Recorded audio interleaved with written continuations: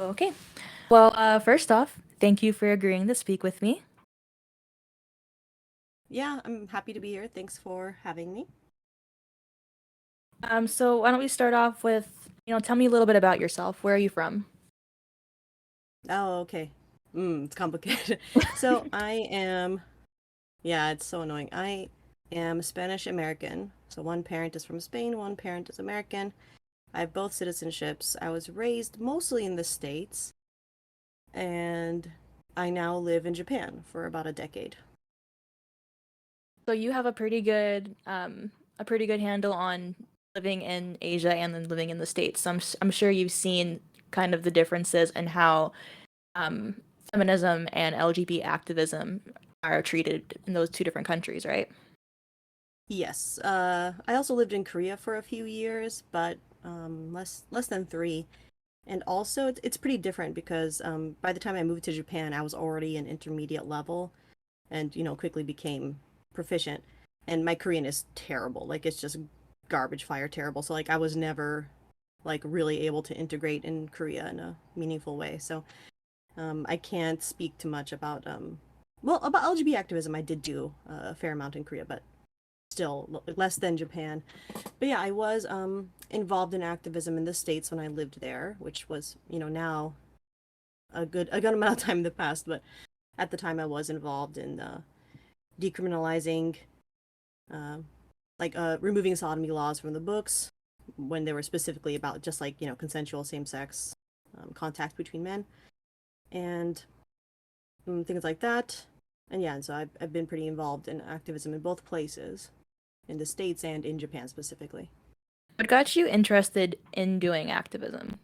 Was there like a moment that really got you started on that path? Um, Trying to remember. So I'm a lesbian, obviously. Maybe not obviously, but to me it's obvious. Um, so when I went to university when I was young. I was 16 when I started university, and that's when I really got involved.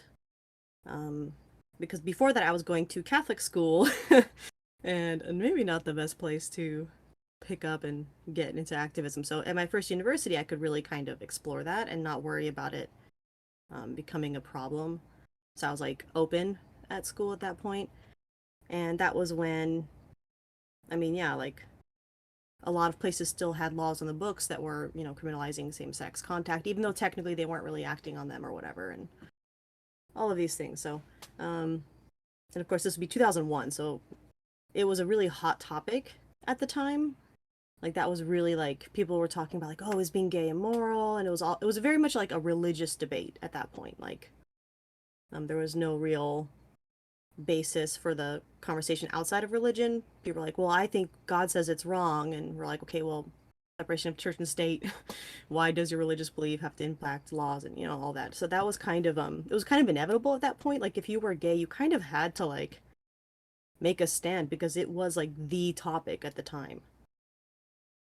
Like, is it okay to be gay? Basically, it was just like everywhere. It was inescapable. So I was like, well, if I'm going to be hearing this all the time, I might as well like, say my stake in it. Hmm. So it's kind of interesting to me because I feel like in comparison to the way college was for you, like I'm going into it's my fourth year. I'm graduating this year finally, thank the Lord. And Oh, congratulations. I hate college so much. But one of the things that I've noticed is like when I was going to like in-person classes and clubs and all that, we had like I know they call it something different. It's not gay straight alliance anymore. That's what it was when I was in high school. Now it's something really long and inclusive.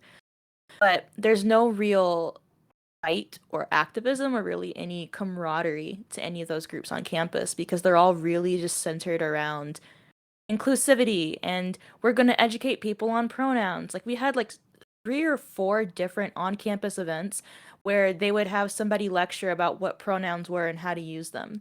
And it always just struck me as like first off very centered around the gender part of the LGBT thing. Never seemed to have anything about like the increased risk of depression or abuse in bisexuals or anything besides just the gender thing. But in general, it just feels very I don't know. It just feels very empty in comparison to like the landscape you must have gone to school in. Oh, absolutely. Like when people tell me about their experiences now, it's unrecognizable.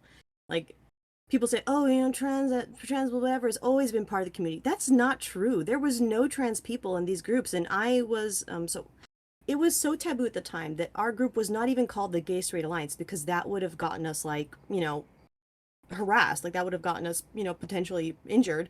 So we called our group Common Ground. Um, and like our logo was a heterosexual couple, a lesbian couple, and a gay couple, like the little sort of like toilet signs of like basic human figures, all standing on like a green lawn. It was like we all stand on common ground. So it was basically just like for same sex couples. And that was it. Like that was we couldn't even call ourselves a gay straight alliance because that would have like made us a target at the time. Like that's this is the environment I'm talking about, like early 2000s in the Midwest. And there was a lot of solidarity, but not everyone in the group was gay. There was actually some straight couples and straight people who just were really passionate about it. Some of them had gay, lesbian siblings, things like that, or uncles or aunts. And we also did a lot of AIDS, like awareness and fundraising, because people think like, oh, that was the 80s. It's like a lot of my young, well, young at the time. They're my age now, so they're their mid 30s. So it's young or not, I don't know. But at the time, like some of my gay male friends did contract AIDS in that time period. And so like it was still an issue. Like people act like that ended in the 80s and it did not. Like it was still an ongoing struggle and there was all this support that was needed. So we were really, really doing a lot of gay activism and fundraising for like testing, like free testing centers, community groups, and things like that. And of course, research. Like we were always pouring money into research as much as we could. And for like the It Gets Better project, and for God, what's his name? Matthew Shepard, and all of those sort of because that happened like then, like that was then. So it was a very contentious issue. And there was a lot of solidarity, and we were all kind of like there was no talk of gender or pronouns at all.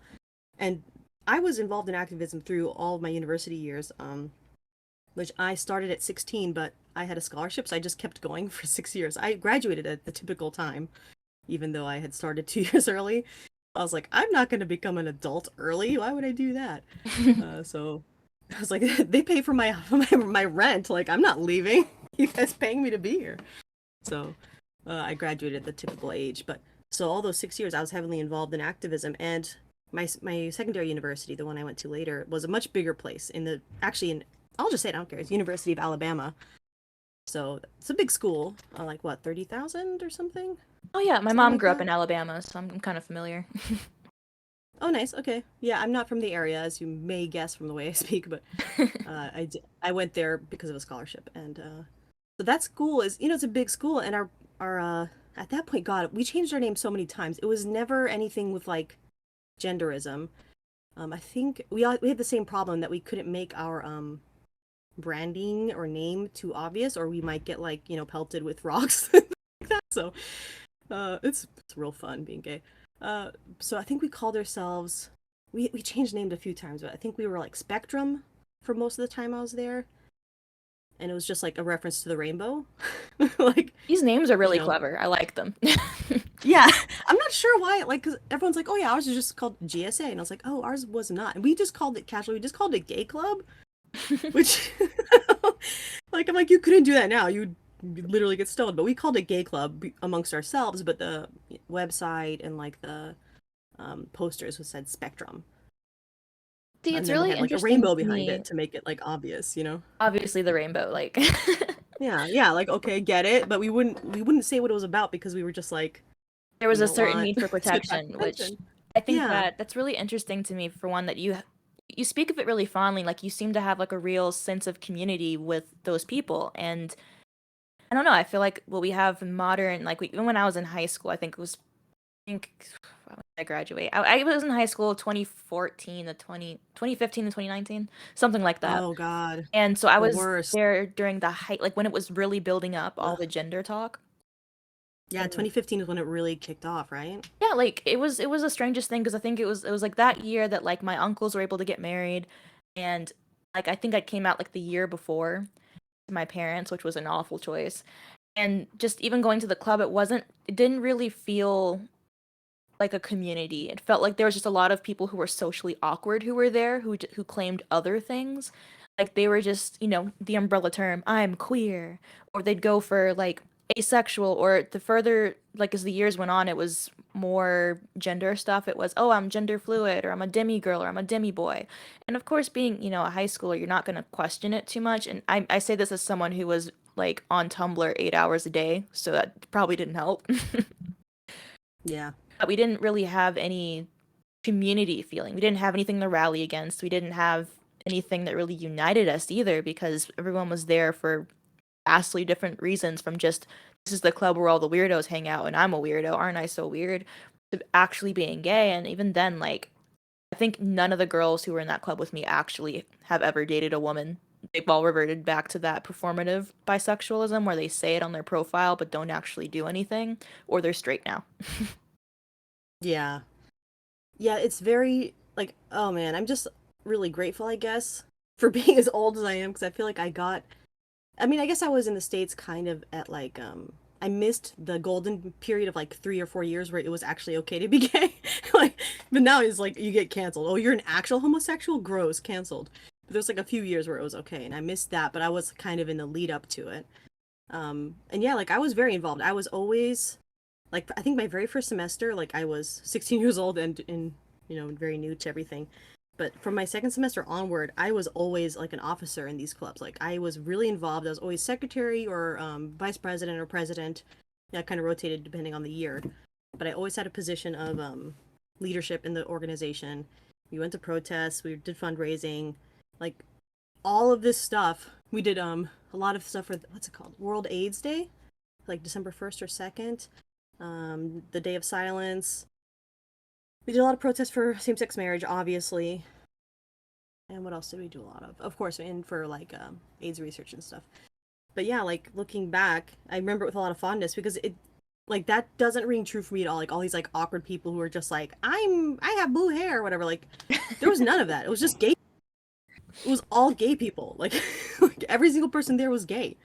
Or like the roommate, sometimes, some new people were kind of shy of going by themselves. So they would bring their roommate who was straight. And like there's some cool straight people. Like we did not have a problem with that because at that point, like some of our like the branding at that time was like sometimes LGBTA, A for ally, I because remember you needed that sort back of like, before they yeah, tried to like claim A was for asexual. yes, it was not for asexual. That never came up at any point, but it was for ally. I remember because my roommate would often join in these events with me, and have all these like shirts like proud to be an ally, straight not narrow, all these like kind of like ally pride shirts kind of, and they would join in and help like organize the events and stuff because sexual minorities like gay and lesbians, we're a small percentage of the population. Like we're 4% if you include bisexuals, and a lot of bisexuals don't really get as involved. So if you're just looking at homosexuals, like 2% of the population. So in a student body, that's not going to be a lot of people. So we did need our straight friends and allies to help us run things because there was just so few of us, really. I mean, in my second university, there was, if there's 30,000 students, that's a lot of gay people. Our membership was, 300, 500 people. So enough at that place. But still, sometimes it got like scary at events, and it was kind of nice to have straight people as a barrier around us. Like they kind of provided like a security, kind of. But yeah, like looking back, I have nothing but fond memories and, the victories that we had. Like I remember we had one at the University of Alabama. I think the student handbook or the student rule book had something about like you can't be gay or whatever. Like and people were like, what? So we protested and we got that removed, I think. But so it was very it was a really good experience. I'm really glad I had it. And it's really bizarre talking to younger people and their experiences have nothing to do with mine. I'm like, what? Dude, Like that's I something I can't even. do love hearing, is that like I don't know, sometimes I feel like I was born just slightly out of sync because I missed that period where it was where you actually were able to just actually meet other gay people. Like I know that there's always been a danger, and there's always going to be a danger because of being a lesbian, but at the very least, go back 10, 15 years, you could go into a lesbian bar and actually find lesbians. Like I went to a club in Prague, and it was touted online as one of the best gay clubs there, and went inside and there was like three like gay men couples dancing, and then the rest of it was just straight people. And I was sitting there, and I found there was one woman who was my type, and she looked gay. She was butch. I was like, yes, finally a homosexual. And I walk over and I'm like, hi, you want to dance? And she says, oh, my wife's over there. Like Like, damn it! everyone's either Someone already snatched her up married, already. like they're already married, or they're not gay. There's where's the other single lesbians? Where are they? Well, I've got good news for you, because in Japan, lesbian bars still exist and are full of lesbians. Oh my gosh. So, I know. It's quite like, and the thing is, so I'm 35 now. I left the States essentially right after I graduated university because of reasons, but so I haven't really been an adult in the States. Like, I haven't been like a fully independent adult living in the States ever. So it's weird to me to kind of like try to imagine myself kind of like growing into adulthood there.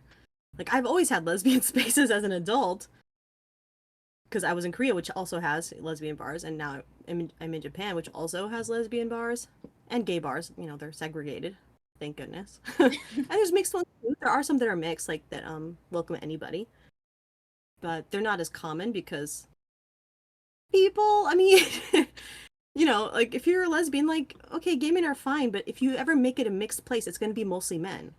That is true. That's how it works. So like all these mixed bars, like yeah, they let women in, but like it's still kind of like overwhelmingly like male leaning. I feel like a lot of the community is like that. Like I did go to a couple other like, or at least I had a friend who did go to a couple other of the gay bars on like the list for Pride and Prague or whatever, and pretty much all of them were male centered. Like I live in Atlanta. There is one lesbian bar here, but it's definitely targeted towards an older demographic. So if I go, I feel like they'll be looking at me like, you're a child, leave." But there's so Yeah. many gay male clubs, like so many, and it's like I'm glad they have their spaces, but it just feels like we don't have any anymore. At least not here. I I blame lesbians. No, I'm just kidding. But I do a little bit blame lesbians because they're like, oh, I'm gonna get a girlfriend and then disappear off the face of the earth for 3 years. Like, it's like, well, how do you expect anything to survive in that environment? Like, if we just keep like disappearing and things like, and also like a lot of lesbians are just not really that like woohoo party club types, like, and that kind of environment just doesn't appeal. Yeah, for sure. Um, Because honestly, I feel old when I go to like bars or clubs and I'm like, the music's too loud. But yeah, it I is too mean, loud. In Japan, you want to it's talk to usually people, like that's the point. yeah, yeah, like if you have to like yell the whole time, you're just not gonna have a good time, in my opinion. But Japan has bars, very small. Most of them are very small, like, and I think people's sense of scale, especially for Americans, is like really worked. When I mean small, I mean like 8 people can fit inside, Oh like gosh. very small. Like there's a counter and there's a wall right behind it. Like so, like you have to scoot in, like excuse me, like squeeze past all these people to like find the one empty seat at the bar. There's like a small toilet and like that's it. So there's no standing space. No one's dancing because like how would you do that? There's no possible way. Um, and people are just talking. Like that's the point. Like you just go there and you talk. There are like lesbian events as well, which are held by these I guess like companies, organizations that rent out popular nightclubs, and it'll be like every month or I mean before Corona there was one or two a month, and now I'm not really sure because I'm not going, but they would rent out a popular club and it's like women only, and they have like a lineup of female DJs and go-go dancers and like whatever gimmick for the night, like oh everybody wear all white, or it's near Halloween like wear a costume, or like stoplight party type of thing, like wear a glow bracelet, different colors to mean single, or it's complicated or taken or whatever, things like that. Like there's these kind of bigger events that happen, and those are really they veer really really young. I don't really like to go to those anymore because it's like all these like 20-year-old babies hitting on me, and I'm like, this is nothing. Like I'm so like this is not it. Like it's just not my, and it's also extremely loud, and it's not my scene really. But I used to go when I was younger because obviously I've been here a long time. So when I was 25, that was more my scene than it is now. So you've been in Japan for like a long time, and I'm curious, like over the past couple years, I feel like the West is known for colonizing, for globalizing, and I feel like it's kind of spread more through the internet, kind of affected places more with an imperial view on things. Do you see that happening with LGBT activism in Japan? Absolutely. Like, and it's happened so quickly that I'm still kind of shell shocked because before Corona, I would say it was not really. I mean, I guess people were sort of talking about it a little bit, but it wasn't really something you heard about that much. And then now, like, I'm in a few like meetup groups and things like that, like that are largely Western. And it used to be just like gay people, just like lesbians and gay guys from the States and, Japanese people as well. And that was it. And now almost all of the foreigners are not gay. They're just, like ugly straight people or like, like, I don't know how else to describe them. Just like ugly straight people, cross dressing men, lots and lots of cross dressing men now who are like quote unquote boy mode at work and just like cross dress as their fantasy lesbian on the weekends at our events. And it's just like everywhere suddenly, and also like non-binary, and they're trying to make that a thing, which like the way the Japanese language works, you don't use pronouns. Typically, the only ones you use are the ones for yourself, and even that you don't really use a lot. But you don't really use pronouns for other people. You just use their name. Typically, that's just how the language works. So it's like you'll see Japanese people with like they them. It's like when would I use that? Like that's not like I can't even call you a they them. Like what does that mean? It's really interesting seeing the difference with language, particularly because I am horrible at learning languages. I will admit that up front, but I have taken classes for Spanish, French, all these different things, and you have languages that are highly gendered. Like that's something that I had the worst time with in Spanish was why is the pencil a boy? I don't understand this. Then you have other Yeah. yeah, I don't know all of them, but I've read more than a few languages where people have criticized that. Like, how are we supposed to use pronouns in a language that doesn't center pronouns? Yeah. Well, and like people, the thing is when they're like, when someone's like, "Oh, I'm non-binary," I'm like, "Okay, well in Spanish you're either non-binario or non-binaria," which is, it's like, sorry, but like there's kind of only two ways to say that, which is, dun dun dun, a binary, but it's really interesting in Japanese because like that's not really like it doesn't work linguistically, it doesn't really work as a concept, but there's all these people who have how do I preface it? Okay. So people have an image of Japan that is really, really warped. Like they have this image that was kind of established in the 80s when like Sony and Nintendo took off, of like Japan being so technological, like so advanced. And that is definitely not true. Like that was true in the 80s, but that is not true overall now. And before COVID, Japan had like the lowest tech literacy rate of like any developed nation. Like the average Japanese person like couldn't even tell you like do you have internet access at home? They're like, is that my phone or is that my TV? Like, literally, those are the kinds of ways people, like, 'cause I was a teacher for a lot of years, so I had to, like, ask students about their home setups when we were transitioning to online lessons for COVID. And they had no idea what I was talking about. Like, it was the hardest thing to get them to understand, like, what Wi Fi is. Like, like, it was really very challenging. Like, people just had no concept. Like, okay, do you have an email address? Or, like, is that where my phone gets a message? And I was like, okay, this is going to be really hard. Like the tech literacy is like amazingly low. It has increased by leaps and bounds during the pandemic because kids had to like take online lessons and some workers had to start working remotely. So the environment has changed so much in this time because now it's all about gender. It's just and also some workers have been let in. Like tourism has not been reopened in Japan still. I mean, okay, technically it has, but you have to come with a tour group and stuff. Like nobody's doing that. So tourism has not picked up again, but they have been letting in workers for the last year or two. The workers have been coming in, mostly teachers who are just like 24-year-old, like sweaty anime nerds. Um, Not always. That's like mostly a joke. Don't hate on me, people who are like sweaty anime nerd No, because we teachers. have this thing in Atlanta called Japan Fest every year where they have like the Japanese embassy and a bunch of like Japanese like restaurants and cultural stuff. Like it's a big cultural event, which is usually attended to by weebs. And they have like a little stand for I've the been because I used teaching to live thing. there. I used to live nearby. I Yeah, love that. Jet. jet program. Yes, and Yeah. I'm so sad that I have to wait one more year before I can apply to any of this stuff. But yeah, pretty much everyone who was in line with me last time was wearing a cosplay or like these are the events that always have like signs on the wall saying deodorant is required. Like you're not Yeah. wrong. Yeah. It's interesting. I used to be a webcomic artist for a lesbian webcomic. Man, this is interesting. Um, so I would go to events as a guest, and so I often went to Atlanta because Atlanta has a lot of events. So, and I lived in, Alabama, so nearby. So I know the area well and the events. But, oh You made a man, webcomic? memories. Yes, I did. Oh man, I don't want to call myself out on that. I abandoned it when I started working in Korea because I just got so busy and I just stopped caring. But it was at the time pretty well known and popular. Um, You're not because it gonna was a share lesbian with the webcomic. class? I want to know. Now I'm curious. I don't. Oh man, it's dead. It's like totally dead, and I don't even know if the hosting's still up. Because I remember I forgot to renew my domain and someone snatched it out from underneath me to try to like get me to pay for it. And I'm like, I'm not gonna pay for it. Like I do not care enough. The webcomic has been dead for like 5 years.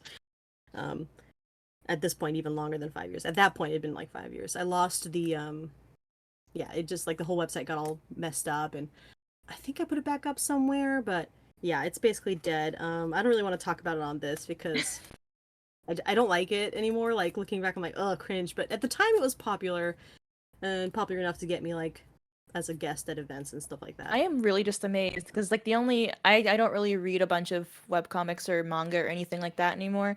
But the only one I did keep up with was like Leasebound, because lesbian, Oh yeah, I know her. everyone knows her. Yeah, yeah, of course, we love Rusty. Yeah, I was like way before Rusty's time. My webcomic died in like 2010 or 11, well, 12 maybe. So like it was that its heyday was 2000 like let me think 2008 2009. I don't remember when I started it, but it was kind of a big deal within like its niche, obviously it was niche, but and I'm not a very good artist like visually, like I'm like my art isn't very good, but it was just kind of like novel, I guess. There weren't that many um lesbians making comics about the lesbian experience, so I've seen a couple it in the past was couple years. Like there was the lesbian experience with loneliness or something. yeah. I remember reading that. My mom found it in my room when I was in high school, and I was grounded for a month because there was lesbians and sex in it. So I remember that comic. Oh no. Yeah. I do feel like a lot of media regarding lesbians tends to be written by straight people, usually straight dudes, and then it's over sexualized. So it's just, Yeah, exactly. it's really refreshing to see like actual stories made by people who are like, it's a story about you, so you write it better, obviously.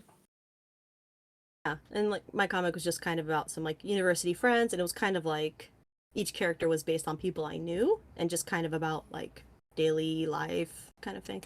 Maybe I'll try to find it and send it to you later, but I don't want to talk about it here because it's embarrassing. It did have some like really funny like I studied abroad in Japan in 2008, and that was when a comic was really popular. So like I had people recognize me a few times, and because they also knew that I was like in Japan at the time, so and they were like traveling in Japan at the time, so like it was just easier to make that connection and be like, "Hey, are you the author of this webcomic?" I was like, "Oh, yeah, that's me." It was like really, it caused this like huge misunderstanding that like the bar owners thought I was like famous, and I'm like, I am not famous. Like sign stuff. I'm like, this will be worthless if I sign it. Like, my Japanese at the time, I was just studying abroad. My Japanese was not very good. I could not like convince them like, no, I genuinely am not famous. I'm not being humble. Like, oh man.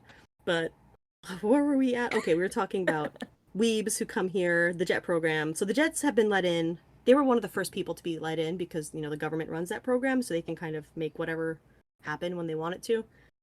And the new slew of Jets is just like a bunch of dudes in wigs, um, and ugly girls with weird haircuts, all of that. Bunch of weird straight people who are now making activism entirely about themselves. My Japanese friend, runs a Facebook group that's about like LGBT stuff. Um, it's apparently like nationwide, but like most of the membership is based in my area because that's where she runs events and stuff. And it used to be like all about gay and lesbian stuff, and now it's just like if she doesn't post about gender constantly, like, oh, she calls it a same-sex marriage, people are like, it hurts my feelings, you can't, it's a same-gender marriage or whatever. Like, even though, like, there's no same-sex marriage here, like, we're still fighting for our basic rights, and they're already trying to dismantle it. Like, they literally just came here to, like, make things worse. And do you think that's just self-centeredness from, being from the West and going just because in the general and generally the West is really hyper individualistic, specifically the States? Or do you think that's more of just you're seeing it like as a vacation, like not as a fantasy, not as a real thing that affects real people? I think it's a little bit of both. Like, and I think for most of these men, it is like a fetish thing, and they, get off on the power tripping and stuff as well. Like for example, this is the most ridiculous thing ever. My friend got canceled because she wanted to host an event called like Girl Gaming Day or something like that. Like she just wanted a bunch of girls to get together at a cafe and play games together. 'Cause she's really into board games lately, so she wanted to like make an event for that. So she made the event on Facebook, and then when you make an event within a group, you can just like hit a button and it says like invite all members, apparently. And so she did that because the group has like 300, 400 people in it. So she's not going to go through and like, she doesn't even know most of the members for one, but she's not going to go through and individually invite them. It was like an open thing. So she's invite all members. And then all these feminine straight women are like, I'm not a girl. How dare you? This is the most offensive thing. I almost died of misgendering. And she's just, guys, I literally just hit a button to invite all members because I don't know most of you.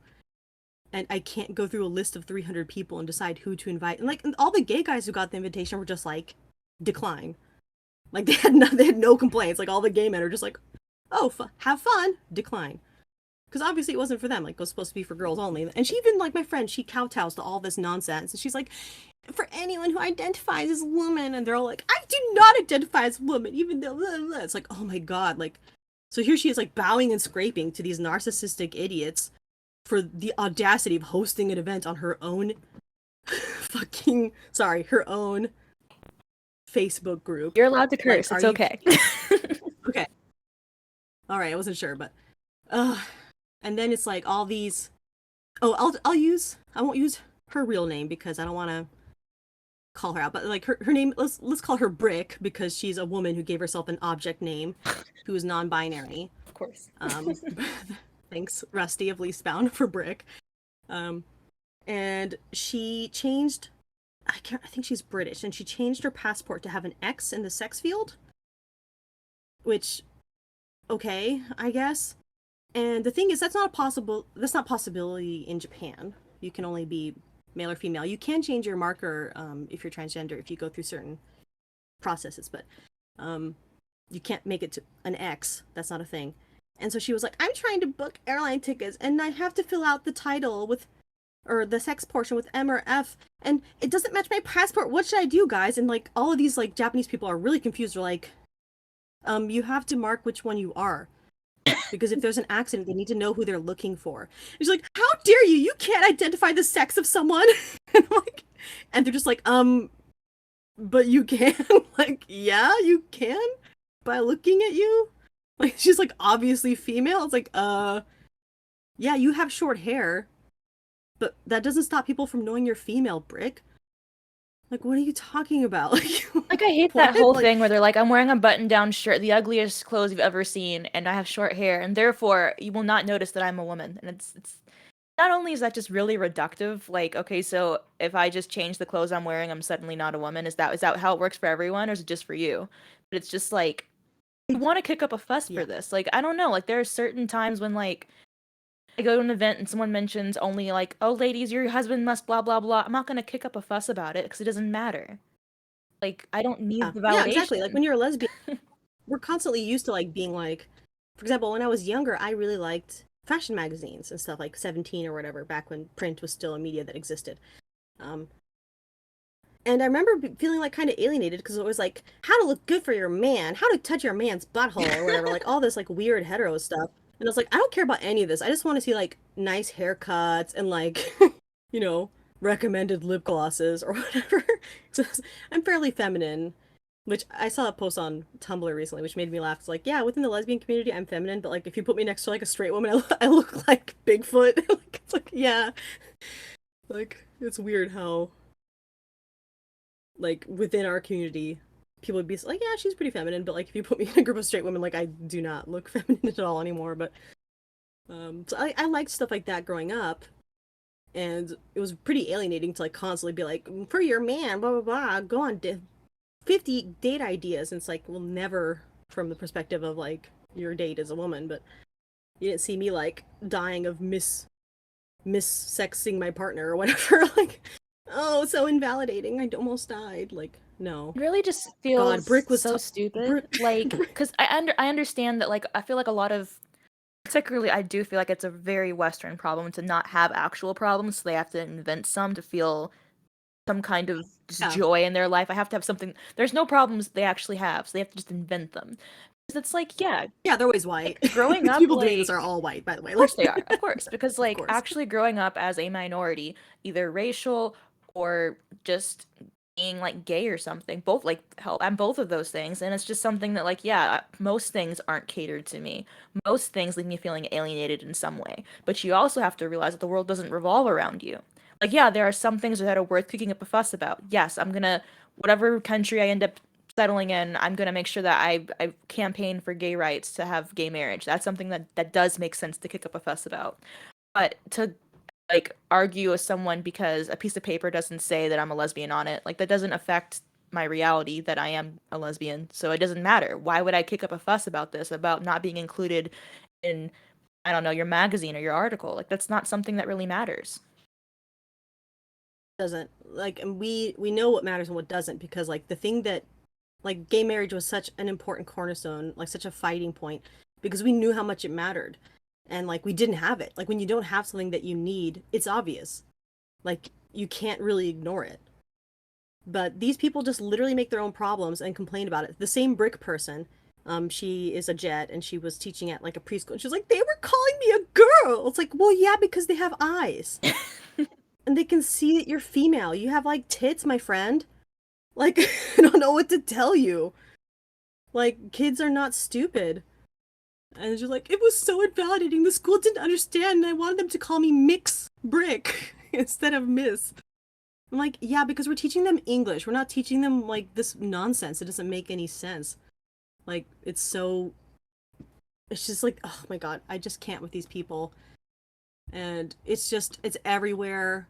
Our activism is being completely undermined. Like, I went to the Kyoto Pride Parade. I don't live in Kyoto, but it's nearby, and I wanted to support them. It was only their second Pride Parade ever.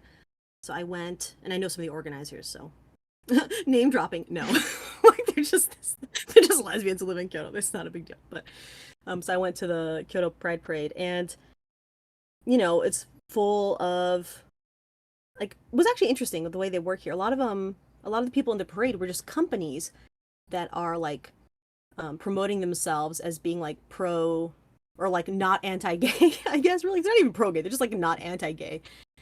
Including like drink companies and stuff like that, who are like, hey, if you work for us and you have a same-sex partner, you can put them on your insurance and stuff like that. Like people kind of promoting their not homophobic stance on things.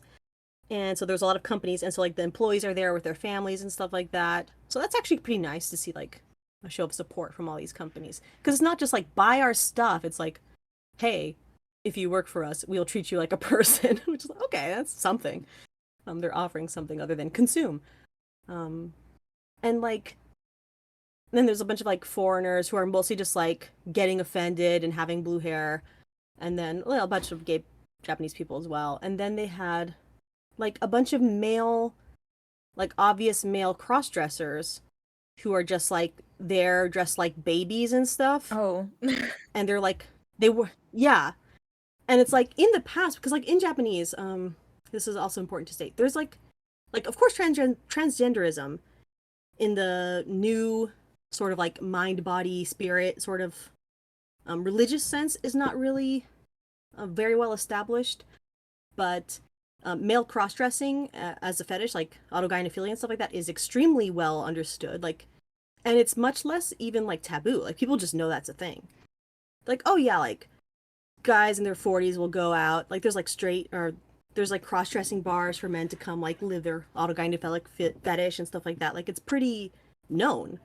So like there's words for this. Like and it's like not even like it's not like in the States where if you say like autogynephilia, people would be like, what's that?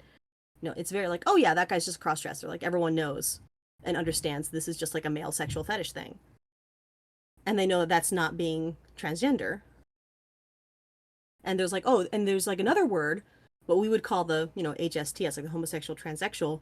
There's another word for that. It's a different word. It's actually interesting. It's called a new half. It's kind of like a weird, like they've changed themselves, like a new person, sort of like, and it's, HSTS who have undergone sex reassignment and stuff like that. Typically, at least partially. Um, and they're considered completely different groups, like in Japanese society. It's like, oh, these are gay men who want to assimilate, and then these are, creepy men, straight men living their fetish. That's And so the interesting. current law in I like that Japan, yeah, the distinction. current law in Japan actually, yeah, it's completely distinct, and no one has ever been confused about this. And it's actually like people are pretty accepting of it because Japan is like weird about sexual fetishes. They're kind of like it doesn't hurt anyone if you just have something that you like to do in the bedroom. You know what I mean? Like if you just like to cross dress and like touch yourself, who is that really hurting? Like that's fine. Like you can do that. And if you want to like and so these men will have bars and clubs where they go dressed in normal clothing, just like a suit, and they have like changing rooms there and like lockers where you can store your like clothing. So they'll like rent out a space to store their like lingerie and stuff like that. Go there, change, do their makeup, and then like do their like sort of fetish play, and then change back into regular clothes and go home. Like there's kind of spaces for that, and that's kind of just like accepted. That's kind of just like, yeah, men are gonna do that. Like men do that, like the whatever. And no one would think like, oh, that man's like a woman on the inside. Like, no, that man has a fetish. Like, like obviously that man just has a fetish. Like, it's not like there's nothing mystical about it. And even some lesbian bars will let these men in at an extremely high rate. So they pay double or triple what women pay to be in there because it supports yeah, it's actually a common thing. Like for some lesbian bars let men in if they're accompanied by women and they have to pay a higher rate, even if they're cross-dressing. And they have to behave themselves. Obviously, if they get gross, they're immediately removed. But like it actually has not been an issue in my experience. Like I know a few older cross-dressing men who like to pretend like it's like their little fantasy for the weekend to pretend to be a lesbian. And like people keep their distance obviously to a degree, but like are polite enough because they're paying good money to be there, and it helps support the lesbian bars. But it's kind of like so sexuality in that sense is like pretty accepted. Like fetishes are just kind of like, well, what you do in the privacy of your home, as long as no one's getting hurt, what's the problem? But recently there's all these, and actually the Japanese law for changing your sex markers on your documents and things like that, it is written in such a way to exclude these men from transitioning. That is Like, smart. I do appreciate that. Like I understand, yeah. despite, plenty of discussion on the topic, we can't make these people just disappear just because they're harming the community, but the fact that Japan seems to have so many different distinctions, like there's an understanding of this is a gay man who's assimilating, which is what the T was originally for, at least, in the States. And these are weird fetish dudes who they can do their own thing, but they're not playing pretend. They're not falling for the basically the religion of transgenderism as it's being conducted over here. Yeah, and that's the thing. Like, so I've dated trans men in Japan because for some reason that's like the demographic I do the best with. Like, I don't know what it is.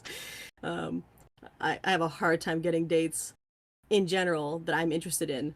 But like trans men, because like they're just considered lesbians here. Like they're not like within like the older like my age and up. Like there's nobody who actually thinks that's a man. Like that's just a woman who transitioned to like make her parents not disown her. Essentially, they're just like very butch lesbians who really couldn't like they just couldn't see a way through without transitioning.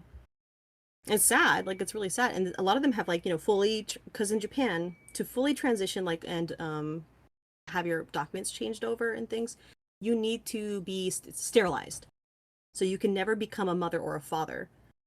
Um, like you just have to be fully sterilized in order to transition. because what they don't, and if you have a child, you cannot transition. Because like if you're a mother and you're like, oh, I'm actually a father, like that's not fair to the child. That's how it's viewed. So that basically eliminates 99% of autogynephiles because they're usually married in their 40s and things like that. They usually have children. So you can't be married. You cannot have children. You can divorce and do it, like if you don't have any children. So some autogynephiles do manage to transition legally. They'll get divorced and then they'll go through the process, like they'll have an orchiectomy. But it is not common, obviously, because most autogynephiles are gonna, be older and have children, be established in their career, etc. That is really But interesting. most of them don't. Yeah. So, and actually, trans activists are super mad about it because there's more and more, porn-driven autogynephiles who are younger, who want to be able to transition or just self-declare, self-ID. Japanese government so far is not having it, and the feminists here are like, nope, absolutely not. At the very least, you have to like jump through these hoops, which are not like you don't actually have to get like for women, bottom surgery is not good. Like it's not, it doesn't work. Like there's nothing. So you don't actually have to get bottom surgery. You do have to have a oophorectomy. You have to have your eggs removed, and you have to have top surgery as well. I'm pretty sure, but you don't have to have like a metoidioplasty or phalloplasty because those surgeries are just like not really anything yet. But yeah, for men, I think they have to have their wieners inverted. I'm not positive on that, but they all have to be sterile because they cannot become parents after this, which I think is totally fair. Like it's not fair for a child to have a delusional mother who says that she's your father, or a father who insists that he's your mother.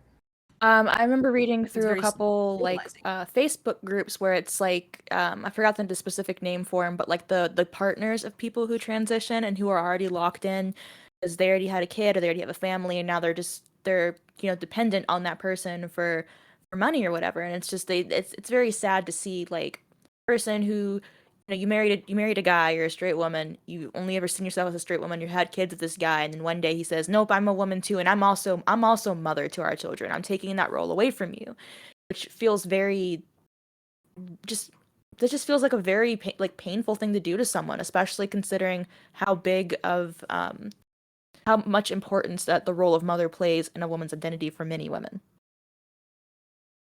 No, it's I agree. Like I feel like it's such, and I've heard that this term is not like it's kind of offensive, and I don't know a better term for it, so I apologize. But like it's like very much like a skinwalker thing.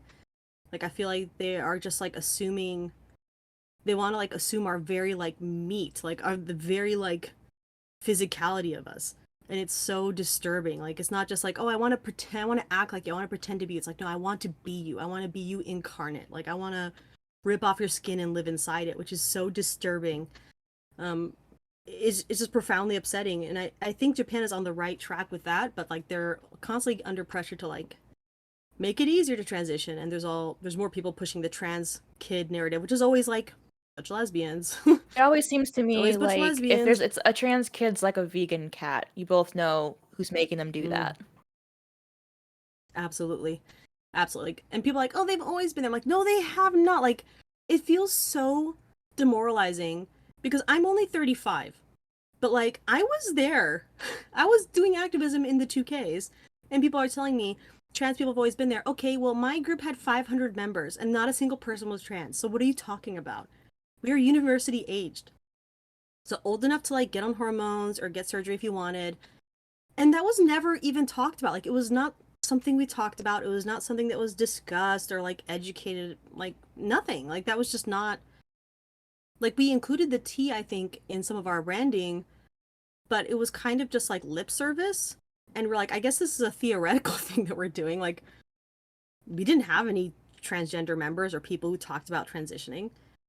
It was not like it was something most people had never even really heard about. Like I remember that it was around that time, I think I don't remember which American TV program it was, but they did an interview with this like straight couple where the woman was pretending to be a man and the man was pretending to be a woman. And it was like national news. Like, look at this straight couple. They both transitioned. And my mom was like, that's still straight. Like, they're still just straight with more steps. What was the point of that? I was like, I don't know, mom. Like, it was really. like bizarre, but like that was kind of when it was being introduced into like the public eye. And it is very interesting how Japan has kind of like figured out a lot of these things in like just common knowledge. Like, oh yeah, and there's also like a word for men who pretend to be lesbians on the internet and who like specifically catfish lesbians and stuff like there's all these like very specific terms to discuss these things that the states don't really have. It's interesting to It's me because very it seems like Japan's kind of at a place like I wouldn't say they have the best approach to transgenderism, but they do have a better one than say Germany, which recently proposed a law where anyone can change their official gender once a year, which is insane to me. bonkers. Or Yeah, that's absolutely insane. the UK, I think they have self-ID laws too. Like so many places, Canada for sure, they have all these laws that are just do what you want. We're gonna ignore the consequences. We're gonna completely just ignore them. And I do think on one hand, I'm glad that I live in at least I'm hoping to leave eventually, but I'm glad that I'm living in a place where homosexuality is not criminalized, where I can marry a woman if I chose to. But then it just feels like there's no place on earth that's balanced in how it treats it. Either it's people have taken the guise of this is also part of gay rights and then shoved all this trans stuff in with it to make it harder to disapprove or even argue against it. And so we have like this intermeshing of it's LGBT. There's no same thing, one umbrella category. Can't separate these two. So we've gotten pretty far with, gay rights, but we've also gone very far back with the gender issue. And then you have places like Japan where it seems like you still got quite some work to do when it comes to getting just marriage laws and etc. But at the very least, they're not handing out hormones after one 30-minute consultation. Yeah. Yeah, but what is actually really interesting to note and is one of the biggest problems that I see happening in like my specific community of people around my age and younger and like sort of the international community is that so the way that the visa laws work is so when I come to Japan, I present my documentation from my country. So I show them my American passport, for example, and they use that as the basis for creating my Japanese national documents and my visa. They issue it on the basis of that. So we have these men from self ID countries who do nothing to transition, change their sex markers, and enter Japan on the false premise that they are transsexual. So they are exploiting a loophole because Japan has to recognize foreign issued documents because, they don't know you. Like, they don't know who you are. They have to take for granted your passport that you're showing them. So this dude rolls up, a beard and a penis, and has a marker that says female on his passport. They have to issue him Japanese documentation that says that he's female. So then we have these creepy men showing up at lesbian events insisting that they're female, showing Japanese documentation that says that they're female. And it's like in Japan, to gatekeep these events, we've always just gone by like you have to show your ID because cross-dressing men are not going to be able to like meet that requirement. Like they're not going to be able to like show a documentation that has an F on it because the gatekeeping is strong enough. But now we have all these creepy men who are foreigners who are getting around it using that loophole. And it is a huge problem. It was in the news a few years back. There was a famous lesbian bar in Tokyo called Goldfinger. I know, right? Nice. And they, nice. And, some white man who's married to a Japanese woman, which is interesting because, like, that marriage, he transitioned after they got married. So technically, by Japanese law, they should either not be married anymore or he's not female. Because they got married abroad and he changed the documentation there. It's like he's in a gray space in Japan. So he's like still married there, but now his documentation says it's a same-sex marriage. Right? So it's like these creepy men just ruining everything. So he tried to go to one of these lesbian events and there's always bouncers. The female bouncers are like, this guy has an F on his document, but he's clearly a man. Like they were just kind of looking at each other like, what? Because that doesn't happen. Like that's what the gatekeeping is for. Like it prevents this from happening. So they were very confused. And the guy, goes into like a narcissistic rage, and he like made international news. Like, oh, Japan is discriminating. So Goldfinger's like, we are so sorry. We welcome trans women. And then like a week later, took down all the stuff that said that they welcome trans women. And they're like, no, we just said that so you guys would shut up and leave us alone. Like, we know what lesbians are. You know what lesbians are. Give us a break. Like, come on. But And that and people, a lot of lesbians will ask me about that event because it became so big that a lot of like feminists know about that, and like whatever happened, I'm like, oh yeah, they just pretended to give a shit so that people would get off their back, and they went back to their original signage that didn't say anything about trans people and continues being female only. I do appreciate that they're upkeeping boundaries because I do feel like so many places people kick up a storm and then they just give in because it's easier to give in to the demands than it is to deal with the bullying and the harassment. But it's is Yeah, so I think Western that like once the Western attention is gone, I feel like that's yeah, take the signs down, like we're not yeah, looking they stopped anymore. caring. Yeah. Yeah, and like the majority of their signs and stuff are all in Japanese only. So what they did is just took away all the English. Like, okay, now get mad. Oh, you can't read? Oh, too bad for you. like, that's it. Like, okay, white people get offended at our signage. Okay, no more signage for you, white people. Great. Like that's the solution. And like I'm fine with that. Like, if you live here, like, I'm not like, well, learn the language, but like, yeah, I mean, learn the language though. Like, you probably should learn the language if you live here long term, or at least have friends who can read it to you and stuff. Like, have a plan in place. But, um, God, it's just the entitlement of these men is just unbelievable. And like, so what? They're gonna get like mean comments, like mean emails from white people overseas that they can't even read. Oh no, what will we do? Just delete your emails. They don't care. That's the thing about not being a very plugged in place is people are not really affected by like, oh no, I'm getting cyberbullied. I guess I'll close my eyes. Who cares? Like people just aren't as affected by it. So and the lesbian bars, I haven't seen anything happen. I live in Osaka. I don't care if people know that. It's a city of 9 million. So try finding me. Um, I say that and then people have found me. I say that and then people have found me, but it's fine. I don't care. Come at me, bro. But so it's a big city and there's a lot of lesbian events and bars, and I haven't had any. I have seen men in lesbian club events, especially because that tends to draw more foreigners because you don't have to talk. The bars, I never see foreigners because you just sit there and talk, and most people don't speak Japanese well enough to have conversations. So I'm usually the only foreigner there, or it's like my 3 foreigner friends who've been here a long time, and I know very well. I'm like, hey, like, there's one of the other 3 foreigners who actually goes to bars. But the clubbing events used to draw like some creepy men in from the suburbs, some jets. We're just there all sweaty, towering over. Because like in Japan, I'm tall. I'm 5'4", so I tower over everyone already. So there's some like 6'2" linebackers just like, hello, fellow females. Like, all right, like this is just comical. Like, what are you even doing? Oh darn, I'm like But 5'2". I've never been the tallest anything in a room, and it's frustrating. yeah, like I'm obviously average in the States. I'm tall in Spain, and I'm even taller in Japan. I think 5'2" is about average. So I'm like slightly tall. But it's Oh, just just, try going like to yeah, Europe it's, where I went to Germany, I went to Czechia, I went to France, and pretty much everywhere I was looking up at people and I was like, I hate this. I feel like a midget. I'm not that short. Why is everyone else so much taller?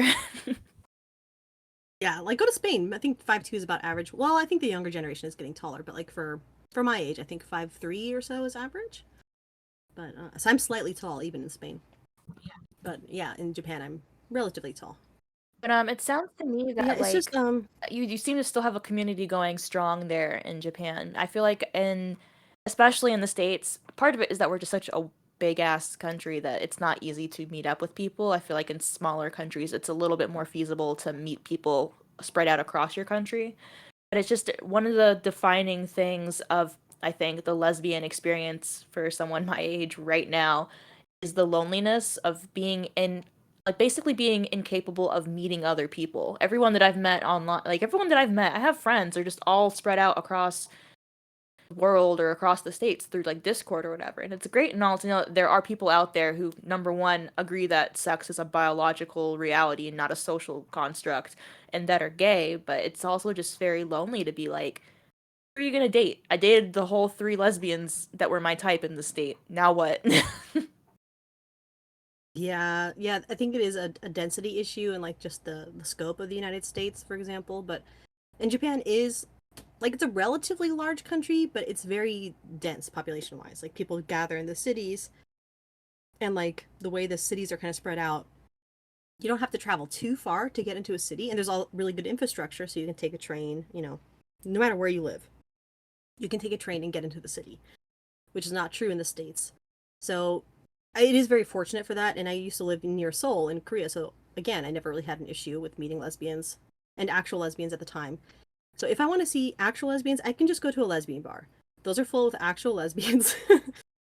Just regular, just totally like normies, out for a pint, normal people. Um, the events and like the international crowd is like a crapshoot at this point. But yeah, it is nice. Like I don't have to worry about that so much. Like any situation, like I'm not a super like when I was younger, I was like, yeah, drinking, woo, party, you know. I'm not really like that anymore because my liver will explode if I have more than like 2 drinks, and I will regret it. Like my body has given up. I think I like used up all my drinking in my 20s. Like I just can't anymore. So like it kind of at times feels sad that like being gay is still such like a nightlife type of thing here. Like you can't just like be gay in the afternoon. Like you have to be gay in the middle of the night. So if that makes any Yeah, sense. I mean, something that I've It's noticed is very that I've never really found like there's not like a gay coffee shop or something, or like there's not a lot of just like clubs or something you can go to casually during the day if you don't drink. Because I think that also kind of plays into the fact that like the LGBT community has high rates of substance abuse. We have high rates of depression. It's not necessarily like there should be options for people who don't want to be around alcohol and to have places where you can just talk in a normal way. Like not everything has to be partying or drinking or clubbing. Sometimes you just want to, hey, we have a conversation, play checkers, something simple. Yeah, exactly. Like I feel like that is still so my friend who organizes these events, like all of her events are like daytime events. They're usually not with drinking, though it's like kind of drinking optional here because in Japan you can drink outside. Like you can be in a park and you can drink. So if we're having a picnic in a park, you can bring a drink if you want or so that's kind of been her mission is to like create daytime events for gays and lesbians, which is now completely co-opted by people screaming about their pronouns, but it's definitely needed, and it's still something like being gay. Like people in general are not very homophobic here. Like people are not like, oh, I hate gay. Like if you held hands with your girlfriend, you're not gonna get like attacked. Like that just really doesn't happen. Like it's pretty rare to be a victim of violent crime, like random violent crime in general in Japan. But the majority of people are fine with same-sex couples and even same-sex marriage. But a lot of people see it as sort of like a fetish. They don't really understand sexual orientation yet. Like the average person's like, oh yeah, like, and older people think like, okay, well, it doesn't matter if you're gay, you should just get married, have some children, and then cheat on your partner with the same sex. Like that's considered very. That's most of my friends my age and older. That's what they do. Most gay people do get hetero married, pop out a baby or two, and then just cheat on their partner because like a lot of marriages here are just kind of based on let's have babies so our parents stop bugging us about having babies. It's very bizarre. Like there's because it goes back to like Confucianism and like the duty that you owe your parents. Like there's this concept that you owe your parents getting married and having children for them having had you. It's like repaying the efforts that they went through raising you by getting married and having kids. So they say if I don't do that, like I'm an unfaithful son/daughter, and therefore any criticism of me is valid. Like I open myself up to being called a terrible person because I would be a terrible person if I didn't have kids for them, which is a really bizarre way of thinking. And in the States, of course, we're so individualistic. We're like, why? Like, why would you ever think that? And it's also because feminism has not been very successful yet. It's like, oh yeah, women, your job is to have babies. Like, no. And marriage is kind of just seen as like an arrangement you do to have children. And you don't have to love each other or even like each other or be sexually attracted to each other. You just have some children, create a stable house, and then, everyone cheats. It's barely cheating because most people don't even care. Like, they don't care if their husband or wife, is fooling around because they're not having sex anyway. Like, they don't like each other that way. It's very bizarre. And that's changing. That's definitely changing. Like, around my age is kind of like the turning point where people are like, that's stupid. Like, like I'm not going to get married to someone I don't even like to have babies so my parents are pleased with it or whatever. So that's changing for sure. But, like, a lot of my lesbian friends older than me are like, yeah, I have to get married and have a baby or whatever, and it'll be horrible, but I'll just do that. And then after that, I get to be gay. It's like, what? I do not understand. It's interesting though, because I don't know, like it's not like like I was doing research into different like just different countries around the world, and you have places that are like violently homophobic, where it's just like if we see you doing that, you will be raped and or murdered or harmed in some horrible way, versus cultures that are still homophobic. They're just there's loopholes where it still works out. It's an interesting contrast to see. To be honest, most of the world is still very much homophobic. They just show it in different ways. Yeah. I've got to say that Japan has a very permissive view of it. That's interesting. Yeah, it is interesting. Like they're just kind of like, oh yeah, it's they just think of it like a fetish or something like that. Oh, if it doesn't hurt anyone, which between two adults, why would it hurt someone? That's fine. But they're like they see it as sort of like a destabilizing thing. Like, oh, but if women can't be forced to marry men and have their children, like what will happen to society? Because they have the population crisis. There's not enough young people being born to replace the people dying. The average age of people in Japan is like 100. It's not 100, but it's like it's real old. People here are really old. So it's basically like really LGBT rights and feminism are really intertwined here still, because women's rights are still pretty they're really lacking. In terms of rights, okay, I'll rephrase that. Rights are not lacking, but in terms, well, there's a few that are lacking, but rights in general are not lacking. But it's just like the social pressures on women are still incredible. It's like still a woman's place to like get married, churn out babies, raise babies, stop working, um, all of that. Like that is still very much ingrained in the society, and even women my age are still not really able to go against that. Very rarely. It is changing, and there's more and more women who just refusing to do any of that. But it's more like it's not like in Korea where they've like kind of organized and made this a movement. In Japan, they're just like quietly refusing to deal with men, and it's not as organized. So I don't know. It is interesting to see how different countries have come to their homophobic conclusions, but Japan's is less, I guess, aggressive than a lot of places. And if you ask, like most Japanese political parties are actually pro gay marriage at this point. And the average, I think if they do surveys of people, like just average people, most people are also in approval of gay marriage, because they're just like, what's the harm? They just don't see harm in it. They're like, I don't see. Some people, I think, gay adoption and same-sex parents is something that's maybe not there quite yet, but and it's also complicated because adoption is not really a thing here. Like people do not adopt, so it's very. So what happens to the kids that I think like is there not like there's no like defects or they grow up they go in in homes? well, they go into facilities until they age out, essentially. If there's, unless they, for example, if you have parents who both die in a car accident or something, you'll probably be raised by an aunt or something. But there's not really like adoption of strangers, of non-related people. You don't really see that. There's less kids who go into facilities because Japan doesn't really have drug issues on the same scale and things like that. So there's less like junkies having random babies, and abortion is widely available. So like, and it's just like there's less completely unwanted children and babies.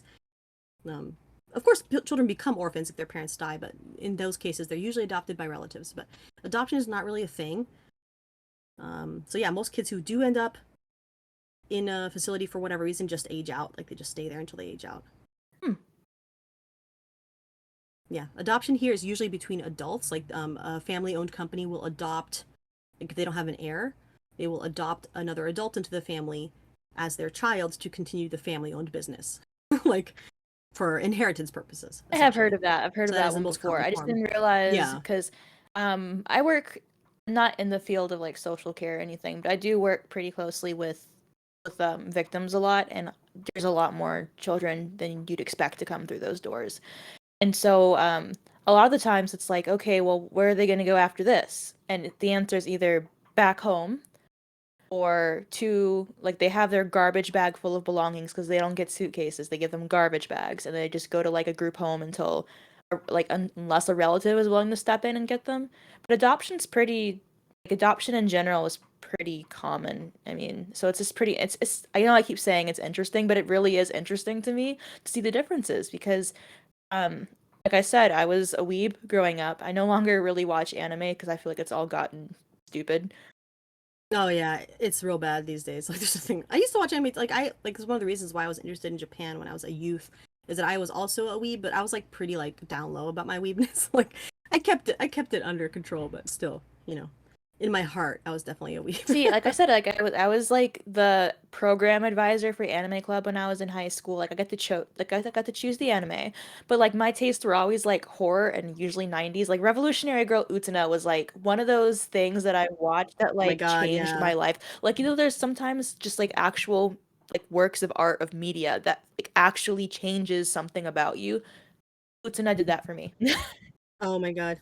Oh yeah, I feel that. I rewatch that like almost once a year. Like I have like I am obsessed with Nena. And yeah, we'll get into weeb stuff at some other point because it's not important, but it is very interesting Oh no, you can how talk like about weeb stuff. because I Trust have me. a cousin. It's fine. It was just something that's it's interesting. I know, I'm gonna put that word away. I need to stop saying that. It's I'm gonna sound like I'm gonna sound like Mr. Fascinating. Spock if I keep doing this. Okay. It's fascinating because, when like I said, when I was younger, I was really into it. Over the years, it's gotten way more sexualized, way more pedophilic stuff in it. It's Philic. gotten kind of Yeah. gross. And like I can see like I've always had like a curiosity about other countries. And for me, it was like I really liked learning about India and about Japan. And there's so many things that you just don't get, even from all the media, even from all the manga, novels, whatever that I'm reading. I'm still not getting all those little details. So it's just interesting to hear from someone who's seen both sides of the tracks. Like it's normal, but it's something I never would have thought to even ask about. Yeah. Yeah, because I have a cousin who's adopted. And so a lot of my very close friends, because I was born in the 80s. So a lot of my friends are Korean adoptees because that was when Korea was going through a bit of a crisis. And so they shipped off all their baby girls who they didn't, abort or anything. But so a lot of my close friends are Korean adoptees who grew up in other countries. And so, like, when I would explain them, because, like, if I have a friend who looks Asian, but she doesn't speak an Asian language, Japanese people will be confused. I'm like, okay, well, she was adopted. And they're like, what? Because for them, it's like their image of it is just like, oh, so, like, that documentation you do when you want to make an adult your heir when they're not actually your heir. Like they're like, what? And so I have to kind of like explain, like, no, sometimes we raise babies who are not related to us. They're like, oh, what? Like, they're like very shocked by that. But um, yeah, so there's a lot of like cultural differences that you tease out by living here long enough, I suppose. But yeah, Gosh, I really want to do what you did. I want to like I've talked about it already, but I was in Czechia for like a month and I loved it so much there. Like it was probably the first time all year that I've had like a consistent break and and depression basically. Like it was honestly one of the first times I've been happy, like so happy for like a long time because like the living standards were so different. Like the public transportation was like the most amazing thing to me. I was gushing to my mom about how like there are trains, mom. You can take a train and go anywhere. Like and like yeah, no, it's yeah, and it's honestly amazing. just to realize like the world is way bigger than it looks like when you've always been in one spot. Like I still live in my hometown basically and going out of the country was like, "Oh my God, wow, there's so much more." And I really want to do what you've done and live in places for like who that aren't the states just for a long time so I can get that secret understanding you only get if you spend like forever somewhere else.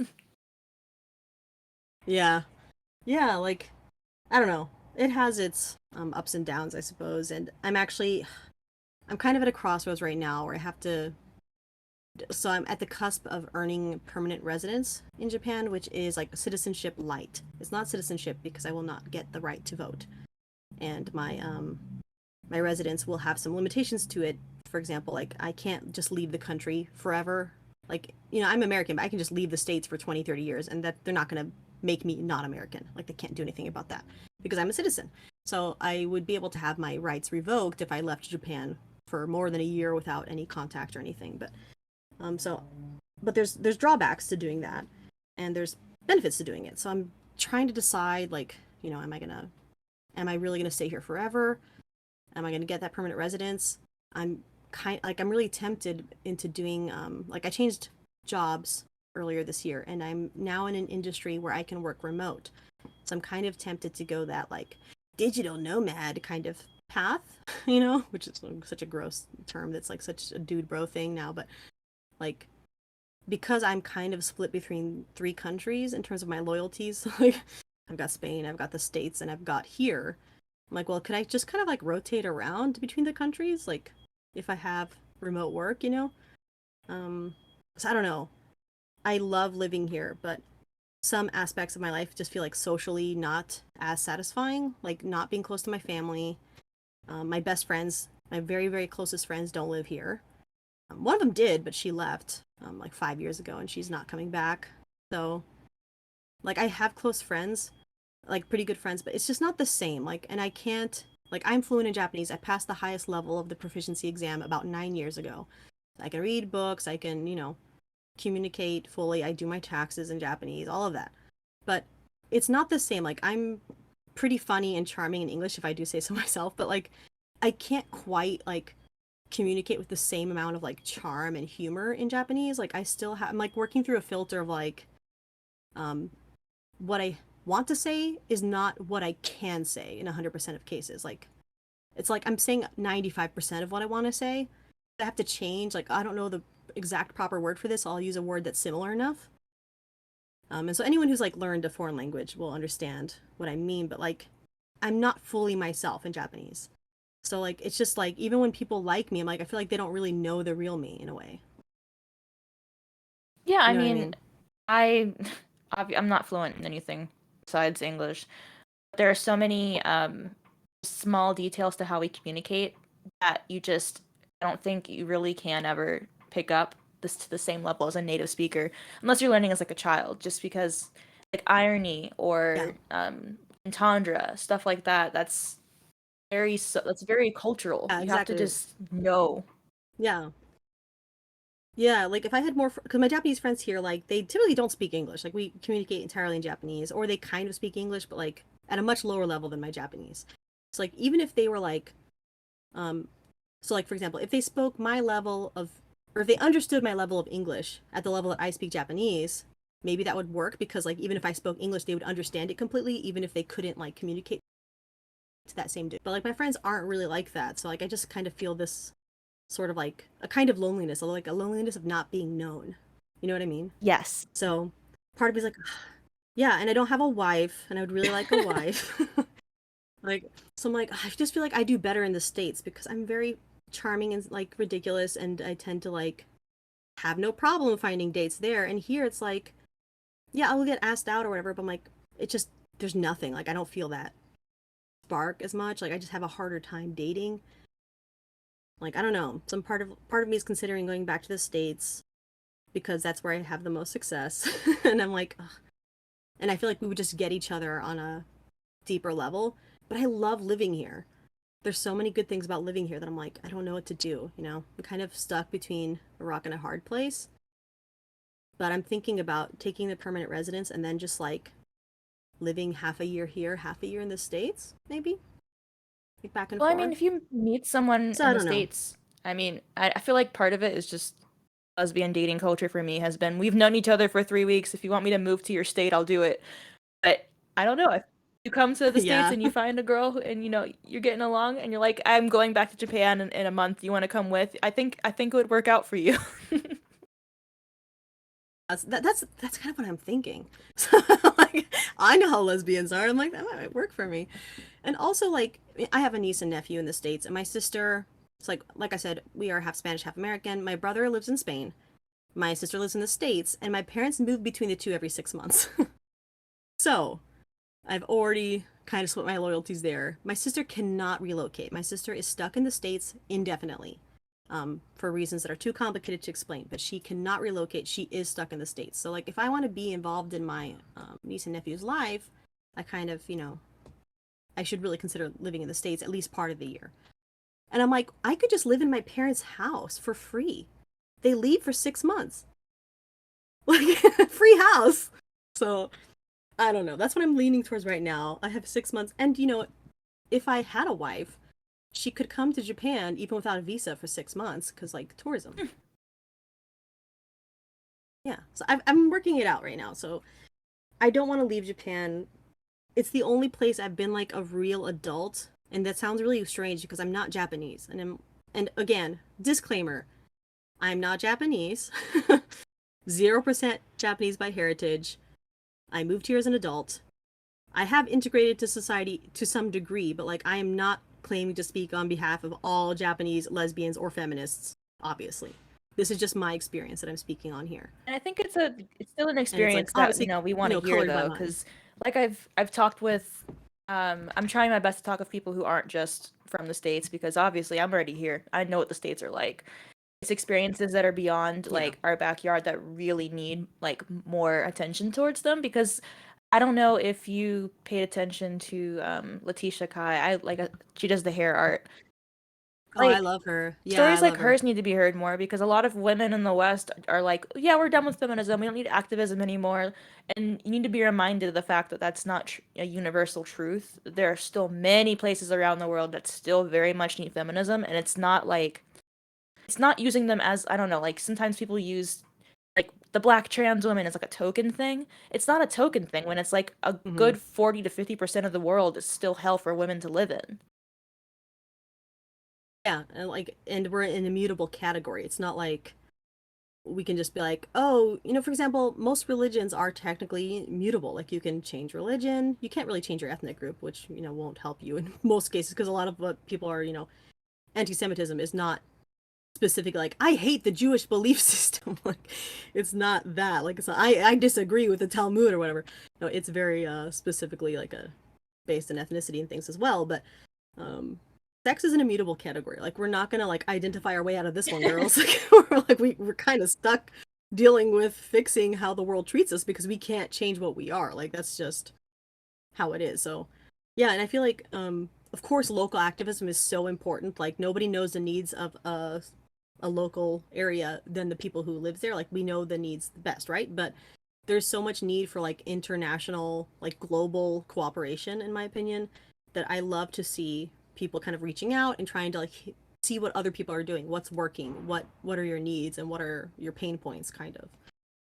Um, yeah, so I've really liked listening to the interviews on your channel so far for that reason because there's a lot of different experiences and ages.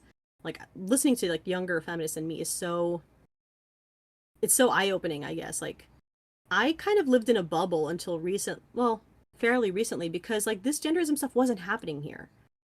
So like I didn't have to worry about it. Like it wasn't something I was thinking about at all until like 2017, 2018, really. And what I started to hear was like so alarming and all I knew some like young lesbians online who were detransitioning and they were saying like how did how did my community let this happen to me? How did this happen to me? How did you guys let this happen to me? And I was like, just like, I was just like standing there red handed. I was like, I had never really affirmed this stuff as much because, like I said, when I was younger, it wasn't really a thing. And it was just kind of like, oh, well, be nice to trans people. They're delusional and they are sad. And so we were like, sure, honey, you look so mask in your button down. Like, that's kind of what we thought the extent of it was. Like we were never like pushing towards like, yeah, I mean, you cut your breasts off if you feel sad about having breasts. Like that would never really have crossed my mind as a rational piece of advice to give or anything. But I did see that like in my absence that was what was happening, that we were like completely invaded by straight people who were just grooming and just ruining our lesbian community. And I was like, yeah, I felt like as somehow an elder already at 35, 30 even at the time, I was like, yeah, we kind of did fail you.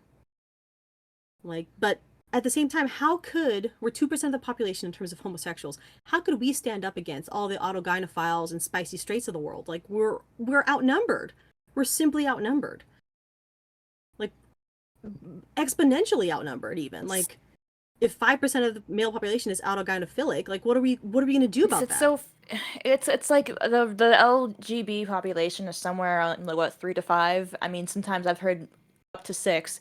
But then Yeah. even if a very very tiny minority of straight people are pretending, that still is going to be more than a majority of the actual gay community, just because of the difference in percentages there. And one thing is Yeah. like I know what the problems are, whatever the issues are with younger lesbians. Since I am a younger lesbian, I've heard um I've heard our problems, I've heard our arguments, etc. But I feel like I haven't heard enough of what it was like in that time period before I became conscious of these issues. Like we all wake up, like it takes time to realize your sexuality, to realize that there are people who hate you for it, and to realize what you want to do about it. And that journey is different for Yeah. everyone. We all get to different destinations there, but it's just so it's something that just astounds me how many different paths there are to get to the same place, I suppose. Yeah. Yeah, I don't know, it's just it's so scary for me seeing now that like my path, I was very lucky because my parents were both accepting. They were not homophobic at all. I look back on memories with my mother and it kind of makes me laugh because there's so many times growing up because like I said this was the hot issue at the time. Everyone was talking about gay people and if it was okay to be gay, blah blah blah. And so my mother would say things like, this is my mom, imitation of my mom's voice, which is not very accurate, but it is funny. Like, I don't understand gay men. Two men, horrible. Oh, horrible. Two men. Two women, I understand. Yes, I understand. She like gazed into the middle distance. I was like, Mom, you want to tell me something? No, she she isn't gay or bi, but she is a misanthropist. So like she just understands. He's unfortunately straight. And my father was always very like counterculture. He's like, yeah, stick it to the man. I'm like, I'm not sticking it to the man, Dad. I'm just gay. Like I don't know what to tell you. But his only cousin was gay. My father only has one cousin. He was a gay man, and my father has five sisters and no brothers. So they were very close growing up because it was the only other male in his family, and they're the same age. He unfortunately my uncle did pass away of HIV related complications a number of years ago, but they were pretty close growing up, and my father just never really had any bias in that sense. He's always been a very open-minded person. So I grew up very fortunate, especially for the time period. A lot of my gay friends were thrown out, living on the street, living with friends. Like that didn't happen to me. I was very fortunate. My parents were always they I didn't come out to them until I was a little bit older, but like I also had a lesbian webcomic that they read. So I feel like I was not that subtle about it, but I wasn't really ready to talk about it with them because they're so nosy, and that annoyed me a lot when I was younger because I'm a pretty private person. But yeah, like I was very fortunate. And so like at that time, I remember feeling like this will get better. We're not gonna have gay kids being thrown out by their parents just for like being gay, and and it was getting better. Like I felt like it was getting better. Like the activism was working, people's minds were changing. They were like talking less about how it's a sin and how, God hates it, so it's bad or whatever. That became like less of the public opinion. And then it was such a 180 to like, okay, well now you need to castrate your gay children. Like what? Like I feel so shocked and betrayed every time I think about it. Like it's just it breaks my heart, Like what was all that work for? You know? It's like pushing the rock up the hill and then it comes right back down. Yeah, and it's exactly like it's slid right back down, crushed half of us. Like it's so upsetting to me, like in the States, that I wouldn't have a community. Really, like there's no community for lesbians anymore. There's no space for us. There's nothing that can be ours. That's not true in Japan or in Korea last I was there. But like it's not fully my community either because I am a foreigner. I am always going to be foreign. I'm not like one of those people like I'm Japanese on the inside. Like I'm not. Like I have assimilated fairly well, but like it's just kind of I don't know. It's really hard to see all of that rollback when we worked so hard, and that was my life, and that was something I was really proud of. Well, I don't want to keep you on forever because it has been around an hour, hour and a half. But I had a really great time hearing honestly about Japan. I'm not gonna lie, I'm definitely a weeb who my plan for graduation was to go spend a month there with a friend. So might even have a chance to meet you Good. sometime. Yeah. Hopefully. Yeah. Hopefully you can. I hope that the tourism situation changes. But yes, guys, hit me up if you're in the Kansai area or Osaka specifically. I will be your guide, maybe. I don't know. I won't guarantee that, but if you're cool, maybe. But yes, on YouTube, I don't have a presence or anything. But I comment under my my real name, which is kind of a bold move on my part, but I don't care anymore. But yeah, Nena, which is like just my name. Well, my nickname. And yeah, yeah, thanks so much for doing these and for your time. And you've got like a little community growing, which I think is going to be great. I'm just really glad to be able to talk to other people about these topics because it really does help to feel like I know I say this about these interviews a lot, but it really does make you feel a little bit less alone to know that there are people, there are women all around the world who believe in similar things and who, aren't brainwashed into pleasing this rabid crowd. I know. Yeah, like it's so God, yeah, I can't even. It really helps to like just know that you're not insane. Other people see it too. Like sometimes it feels like am I the only one seeing this? You know, like am I the only one who has a brain and who can like analyze reality a little? But yeah, so I love listening to your interviews. I'm happy to be one of them. Oh, my 15 minutes of stardom is here. Yeah, autographs again. I'll give them out and they'll be completely worthless. But maybe I'll make a channel or something. Though I just feel like I have nothing really to add to the conversation, but maybe that's fine. Maybe just more I always voices recommend to help drown out the people to critics. start channels, even if you feel like it took me 2, 3 years to get here to the point where I'm getting monetized. I make a whole $4 a month, guys. Yay. But Ooh, the wow, important brag. part here is just letting people know that we're here. It's that's the Yeah, whole point. yeah, that's true. But yeah, thanks